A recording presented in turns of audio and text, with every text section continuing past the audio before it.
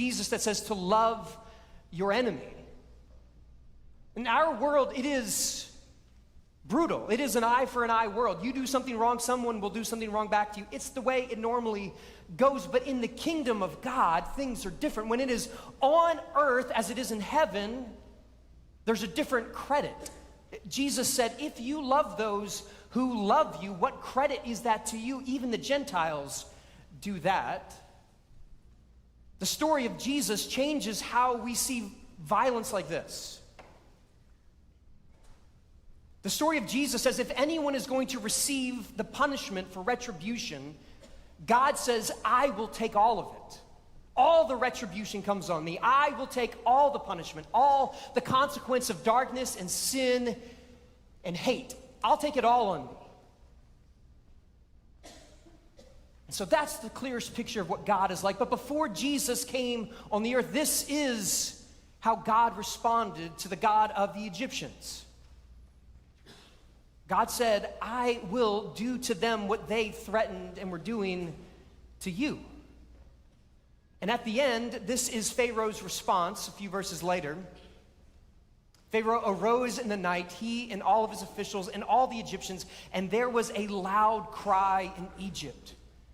For there was not a house without someone dead. Then he summoned Moses and Aaron in the night and said, rise up, go away from my people, both you and the Israelites. Go worship the Lord as you said. Take your flocks and your herds as you said, and be gone and bring a blessing on me too.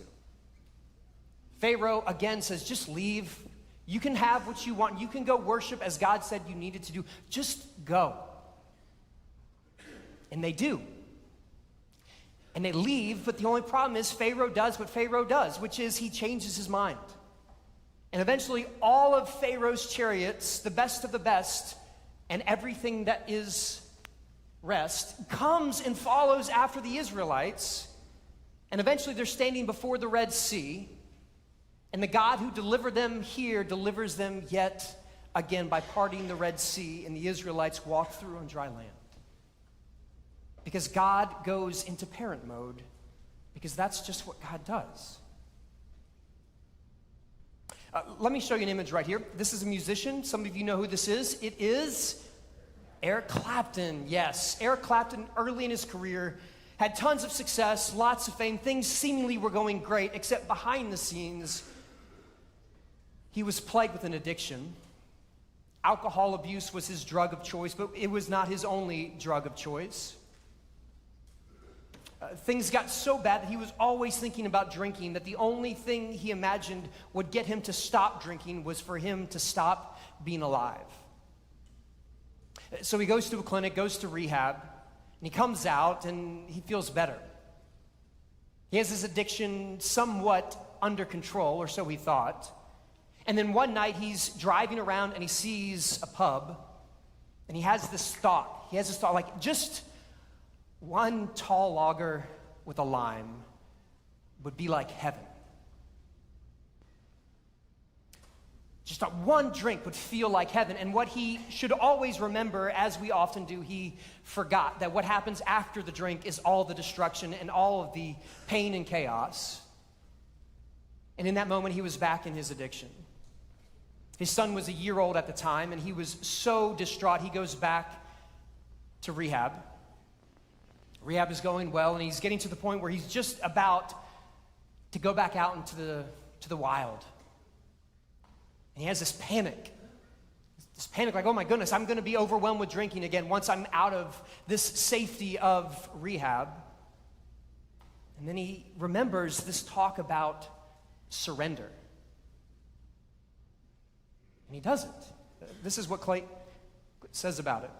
Clapton. Eric Clapton said this. He said, I had no notion who I thought I was talking to.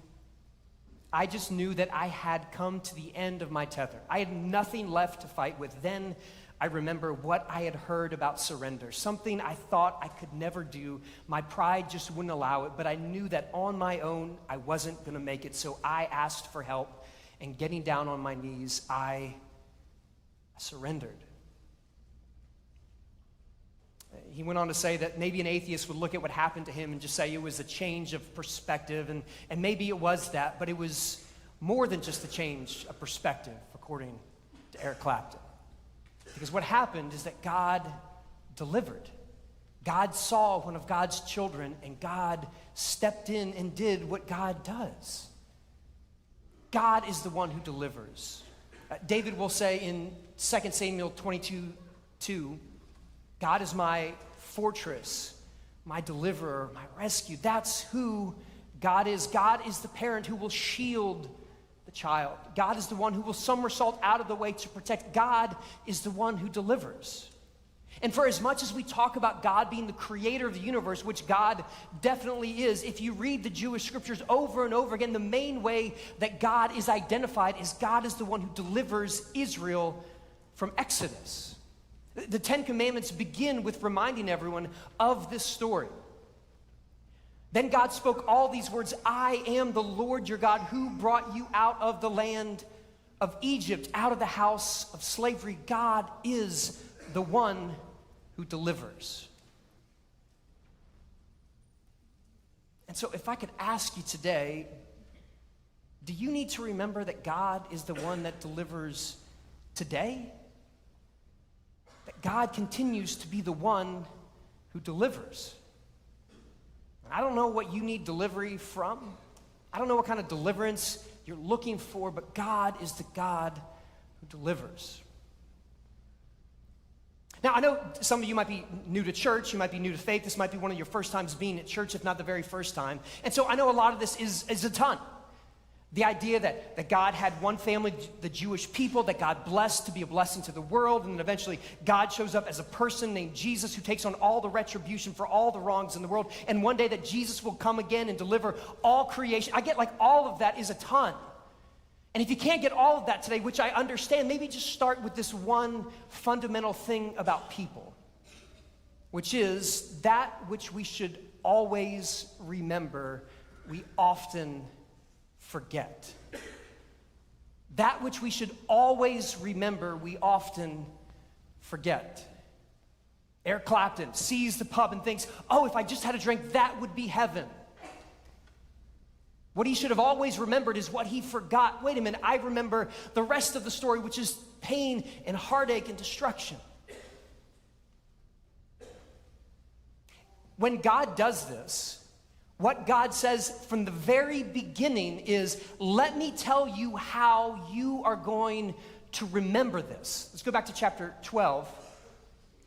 In the very introduction of God saying, I'm going to do this passing over, God says, this is going to be the beginning of your calendar from here on out, because what you should always remember, you're often going to forget.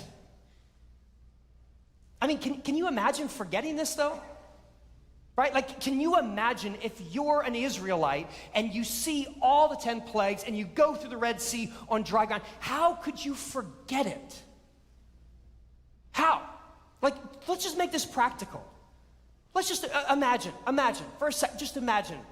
There's that person who you know you're always just like, you know that person? You're like, all the time. And one day you're having one of those moments where you're going, and you think, God, would you please just give them what they deserve? All right, you say that prayer, you've been there, don't act like you're better than me. I see you. I read your prayer cards, I know you've been there too. And you pray, God would just give them what they deserve. And then that afternoon, the beloved family dog. Okay, that's a little too strong for some of you. Okay, I'm sorry. Imagine it's the family cat.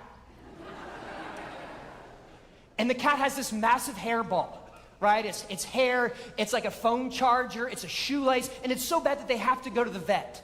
And it costs them like $2,000. Would you ever forget? You thought I was going to say kill the cat. I wasn't that dark. You think you'd forget that? Let me tell you a story, which some of you might not have forgotten. When I was in high school, I had fake front teeth. I still do, actually, the same fake front teeth. But they got broken and they had to be replaced. And see, back in those days, in the dark ages, it took a while for the dentist to actually get like the permanent teeth. And so I had a set of fake front teeth that were temporary. And so it wasn't like the best craftsmanship. Like when people saw them, it would be like, imagine you're in a library. You know, library, a lot of books. You're in a library, you're looking for a book, and you turn the corner and you see Morgan Wallen, and you're like, I guess it's okay for you to be here, but it doesn't seem like your place, right? That's how my front teeth looked. And so there was this girl named, I won't say her name, and she said, Luke, it looks like you have 2 chiclets in the front of your mouth. And so she says this to me in art class. Now, Missy that afternoon goes to softball practice where she's playing third base, the hot corner. And she's on third base about to receive a grounder, and the ball hits like a rock or a pebble, and it causes it to hop funny. Some called it a bad hop. I didn't. And the ball hit her right in her front tooth and broke it. And guys, that's why I'm a preacher.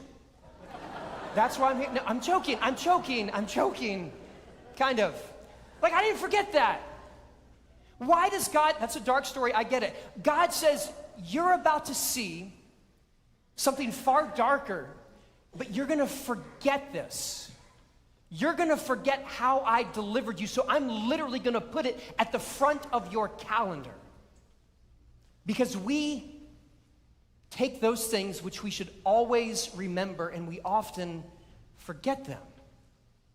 How many moments do you have in which you're so full of gratitude for what God has blessed you with, and then it's just gone? You might have heard the phrase that when it comes to gratitude, the brain is like Teflon, but when it comes to slights and wrongs, the brain is like Velcro. Which makes sense. Like, the brain's job is to keep you alive. And so it holds on to all those bad things so that when you scan the world, you go, oh, this could be bad, because the brain is working for you to survive. And you survive if you're aware of all the threats out there. So your brain's trying to store all those things. The brain works for survival, but the soul longs for something more. The soul doesn't just want you to survive. The soul wants love and beauty and connection and transcendence. All those things that we experience, among others, in worship. The brain just wants you to survive, so it's remembering all the bad stuff, but the soul is longing for love and beauty and connection and transcendence, which is why we have to hold on to these things. The psalmist over and over again says to the soul, and almost summons the soul to not be downcast. The soul is summoned into something more. And that's why we have practices like this. Ernest Becker, the anthropologist, says that the invention of rituals is a technique for promoting the good life and averting evil. The invention of rituals, these things that we do over and over again that remind us of what is true and good and honorable, are there to promote the good life and avert evil. There's a story about Jacob, Genesis 28. Life is really bad for him. He's made a lot of mistakes. He has a lot of family problems. He's running from everything. And eventually he has this dream, and in the dream, he encounters God. He wakes up and says, surely the Lord is in this place. And then he grabs a stone of remembrance, an Ebenezer, and he marks the spot as a way to remember the good. It becomes a ritual. Every time I see this stone, it reminds me that God is the God who delivers. And so my question for you today is, you might be longing for deliverance right now, but can I ask you to look back at what God has done? Has there been a moment in which you've experienced the deliverance of God, and that which you should always remember, you might often forget? Because the way that Exodus tells the story of the Passover is it is a call to worship. Remember what God has done. So maybe today this is an invitation for us to remember. Has there been a time when you've been staring at your own Red Sea and you got chariots behind you and you're like, I thought I was finally done with this, but it's not. And now you're looking at the Red Sea going, how am I going to get out of this? I am like a bird stuck in a snare. How am I going to get out? But you are here today. Have you forgotten that? Have you forgotten that moment? What I'm going to invite us to do is to have a ritual, have a practice, have a prayer time in which we write down a few of these things. Maybe it's just one, maybe it's multiple ones, but we often forget what we should always remember. So let us take a moment to acknowledge what God has done. And if you don't know what you need to write down today, what I want to do is I want to read this psalm over you. And as you hear these words of Scripture, may you be open to what the Spirit might be nudging you to remember. Hear the words of the Lord. If it had not been the Lord who was on our side, let Israel now say, if it had not been the Lord who was on our side, when our enemies attacked us, then they would have swallowed us up alive. When their anger was kindled against us, then the flood would have swept us away. The torrent would have gone over us. Then over us would have gone the raging waters. Blessed be the Lord who has not given us as prey to their teeth. We have escaped like a bird from the snare of the fowlers. The snare is broken and we have escaped. Our help is in the name of the Lord who made heaven and earth.